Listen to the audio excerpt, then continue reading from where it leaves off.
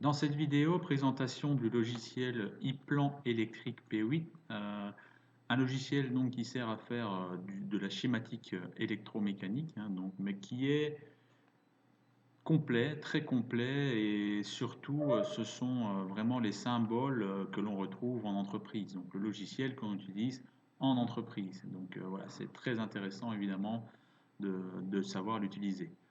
Alors il est ici.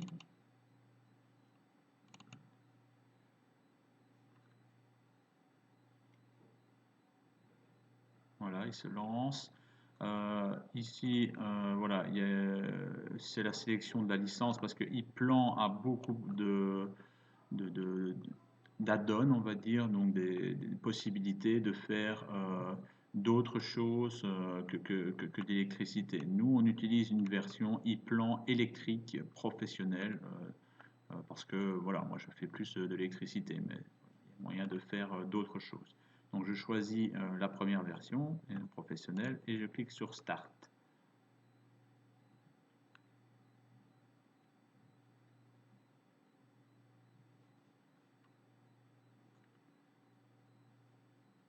Voilà, une fois démarré, on a ceci qui apparaît à l'écran. C'est vrai que le logiciel, comme il est complet, peut à première vue paraître un peu plus compliqué à prendre en main, mais bon, évidemment, ce sont toujours les mêmes symboles et les mêmes raccourcis que l'on utilise, donc il est pas trop difficile à prendre en main. Vous voyez qu'ici, il y a une case qui va comprendre toute l'arborescence de notre dossier. Ça veut dire quoi? Que notre dossier électrique peut comporter, par exemple, une page de garde, peut comporter le schéma de commande, peut comporter le schéma de puissance, peut comporter plusieurs folios de câblage, de schéma de câblage, pardon, peut avoir aussi la nomenclature, peut avoir aussi la liste de matériel. Donc voilà, on peut évidemment être très très complet en entreprise. C'est très important d'être le plus complet possible. Donc il faut apprendre dès le début à l'être. Pour commencer, qu'est-ce qu'on va faire? Comme beaucoup de logiciels, on va faire un nouveau projet, voilà, nouveau. On a une page qui s'ouvre ici pour sélectionner le projet de base. Et nous, on va choisir IEC, ça veut dire c'est électrique, donc voilà. Et on va ouvrir. On peut faire du numérique ou on peut faire du réseau.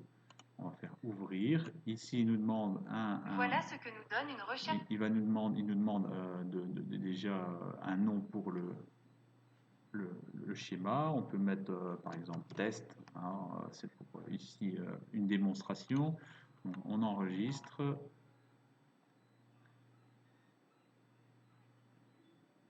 Donc là, il crée le nouveau projet avec toute l'arborescence qui va avec.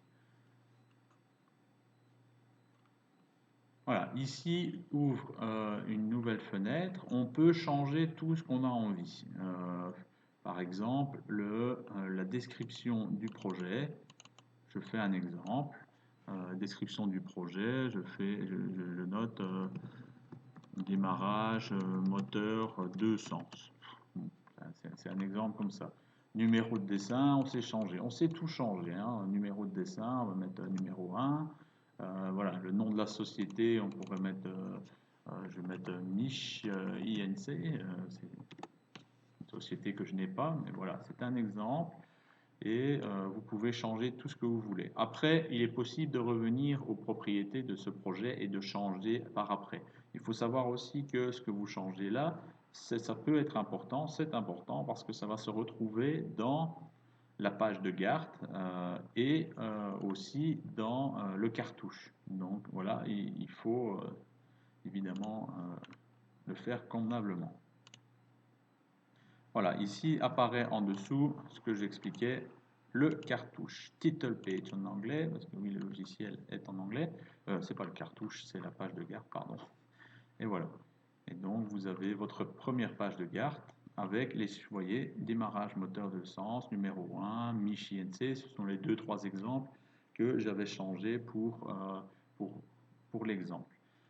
On peut retourner dedans, ici, bouton droit, projet, propriétés. Et là, vous revenez au cadre, comme je vous l'ai dit, où vous pouvez rechanger des données qui apparaîtront de nouveau sur votre page de GERT. Alors, nous, on va rajouter après les pages qui nous intéressent. Si on veut faire la liste de matériel ou un schéma ou la demande de prix, ce genre de choses. Voilà. Bon, ici, on fait un bouton droit, nouveau. Bouton droit, vous avez vu dans le cadre blanc, donc en dessous de l'arborescence, nouveau. On a nom de page complet. Cette fois-ci, on va mettre par exemple schéma de commande. Et encore une fois, c'est un exemple, hein, pas obligatoire.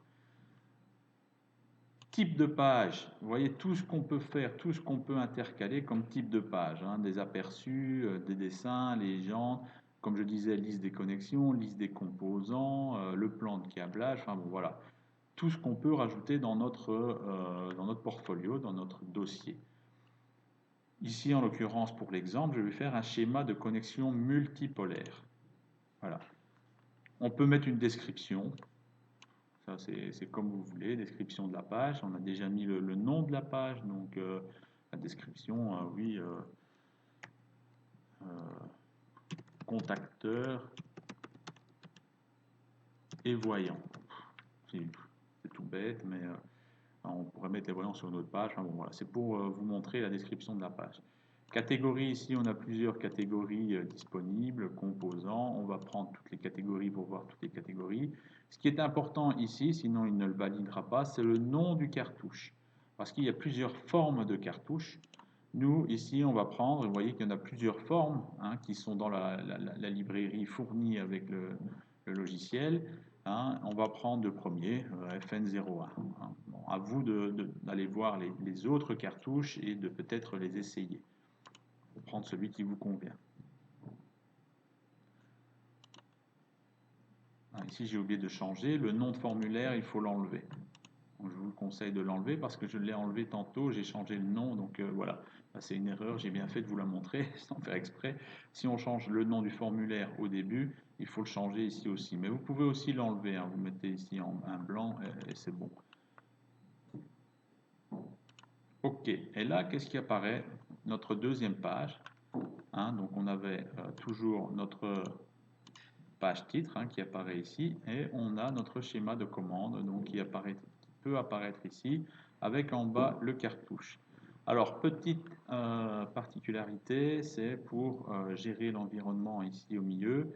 C'est pas facile au début à prendre en main hein, au niveau du zoom. Travailler avec une souris qui a une molette, hein, pas un clavier, pas une souris sur pad, sur ordinateur portable. Hein. Je dis ça parce que moi j'ai un ordinateur portable avec lequel je travaille parfois sans souris, mais ici travailler avec une souris et une molette. Donc, vous tournez la molette pour agrandir, pour rétrécir. Attention que si vous la tournez à un endroit, vous zoomez à un endroit. Donc parfois il faut réussir à recentrer la souris.